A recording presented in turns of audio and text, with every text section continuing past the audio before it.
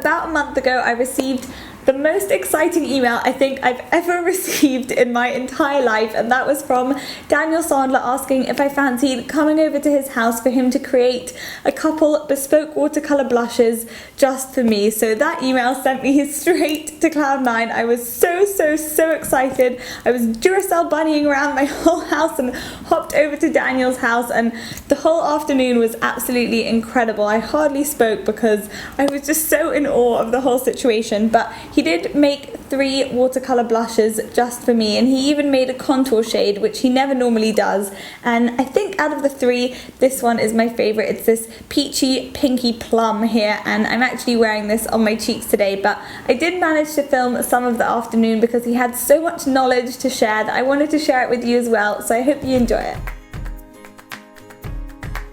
I'm thinking winter. Would you like, well, maybe something berry for the winter? Okay, something nice. berry, that sounds good. So my base is a blue pink tone. The blue pink will give it the berry base. Okay, Daniel, what's your tips for choosing the right blush colour for you? I always think if somebody's got very fair skin with kind of pink undertones, like my kind of colouring, sort of floridy, then you want to steer clear of pinks. So go for something more neutral, something more peachy or a little bit of bronze. If you've got warmer skin tone, then you're lucky that you can either go pink or peach. And if you're dark skinned, then you need to go for, or black skinned, you need to go for something quite vibrant. You can either go for something bronzy if you want it subtle, or you need to go for something that has a lot of hot pink in there. Or something quite berry sort of colours. And that's kind of the general. Like the vibrant ones you have right there. Yeah, because of course the darker your skin, the more natural that will look. Get a little bit of a raspberry blueness to it.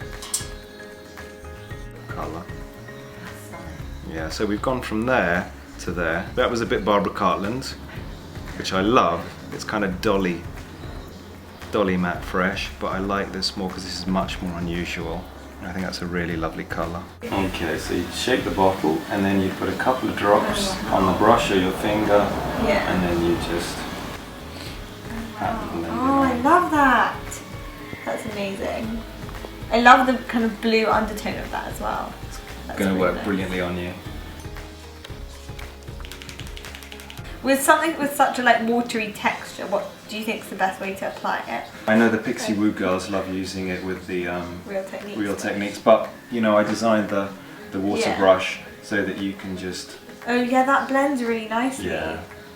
But you kind of pack it on with your fingers a bit. Yeah, you know, when you pat makeup, you are building up colour. You're not blending it away totally. You're still blending it, but when you pat it, you're kind of not losing the pigment too much. The more you go, if you go backwards and forwards, you lose more. But if you pat like that, then you keep the concentration of colour, but you can still blend it a little bit. You see what I mean? So when you go like that, it's different to going like that.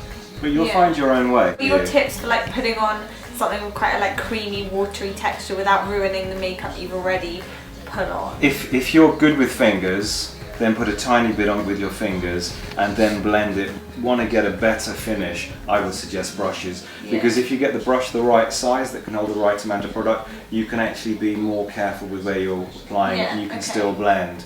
So if you put too much on your fingers and you're not the best at blending, you could just get it everywhere. But if you get a small brush that isn't too big for the area you want to work on, then you should be fine. 2 little drops, and then straight onto the old cheekbones like that. And I use a little bit of finger too. Pat it all in. Yeah, but you can use a little bit of both. Absolutely beautiful. Daniel, what is your favourite way to use the watercolour brushes? Your most different, I don't want to say favourite, I mean, a different way to use them. The beauty of the watercolours is that I design them for cheeks, but you don't have to just use it there. They're great on eyes as a fantastic base. So pop a little bit on your finger, pop it straight onto clean bare skin, let it dry, and then put your eyeshadows on top, and you'll find that it acts as a great base, keeps your eyeshadows in place. Oh, there's the dog. It's just coming from after doing a wee. Keeping it real here. And then if you put your eyeshadows on top, what you'll find is that your eyeshadows will actually have better payoff. So you'll have great pigment. You can also pop these on the lips as well. So before you put lipstick, liner, gloss, anything like that, pop a little bit of the watercolour on the lip, line it if you need to, and then pop some gloss or your lip colour on top. You might find that the watercolour by itself will look fantastic, but with a lipstick or a gloss on top, you'll get a longer lasting, because I wouldn't want anything to make your lips feel dry and uncomfortable. If your lips are feeling really, really dry, then I wouldn't put watercolour on the lip. But if your lips are going through a good phase and you take care of your lips, definitely pop a little bit on. And if you're away for a weekend and you have forgotten your lip colour for whatever reason, as long as you've got your watercolour, use it like a multiple product. Fine. Watercolour. So long as you have your watercolour, you'll be fine. That's all you need. Wherever you are in the world, have a watercolour. That's for sure.